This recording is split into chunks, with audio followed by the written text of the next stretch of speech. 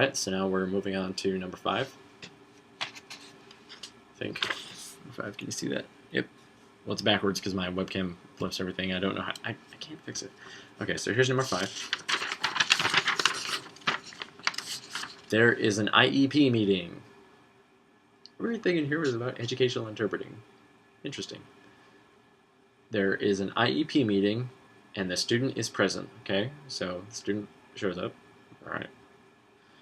You are assigned to interpret for the IEP meeting since you are familiar with the student, and interpret for a number of her classes.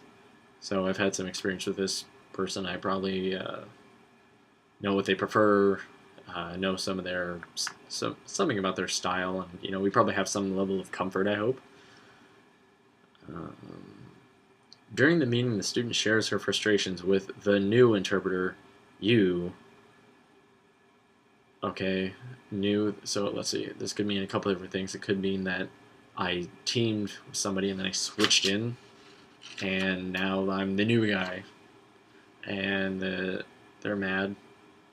But if it's not that, or a few other things, I'm just going to assume that maybe it means that she's saying I'm the new guy and she forgot about me, or she's just trying to make up something, maybe. She has this year. Okay, so she has this year that is not as helpful as her other interpreter, and who does not make any sense, and that she misses content in those classes. Okay, so we've been working together for how long? Like, how much did I say before?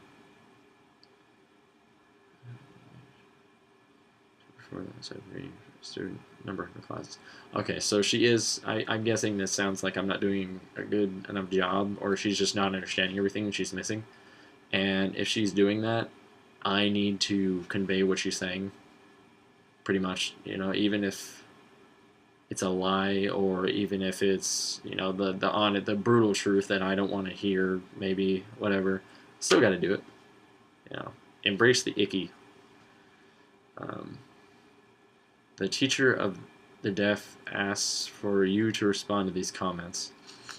If I'm in an IEP meeting and everything, and I'm talking to this girl, and the teacher asks me to interject my feelings or whatever, it's kind of hard because I'm sitting there and the girl is telling me all these things, and it's about me. So I have a lot of this useful feedback I could give. Which would probably just benefit them, and it would, I think it would be worth it to say something, but would that be stepping out of my role too much, or, I don't know, because it is IEP, Individual Education Plan. I don't know, what would I want someone to do for me, what do I think the role of an interpreter is? I could, something maybe to avoid something, I could just tell him, if you want, maybe I could just talk to him on the side or something, but I still feel it would just be better to talk to the teacher and the student while they're there, so that way they can see both sides, and I can, it'll be helpful feedback for me, if I'm not being understood, I need to know what I'm doing wrong, what I can do better. So honestly, I would probably just discuss it there with both of them. I feel that that's stepping out of my role a little bit, but I feel it's just for the greater good, and what, I can probably just, if I have to, I'll just quit that job, go somewhere else, but I'll take the feedback in the back of my mind, use it later, and hopefully I won't have to encounter that again. So sometimes you just got to make a sacrifice for what's right, and you may not think that's right, so alright then. And I think that's done. It's the last one.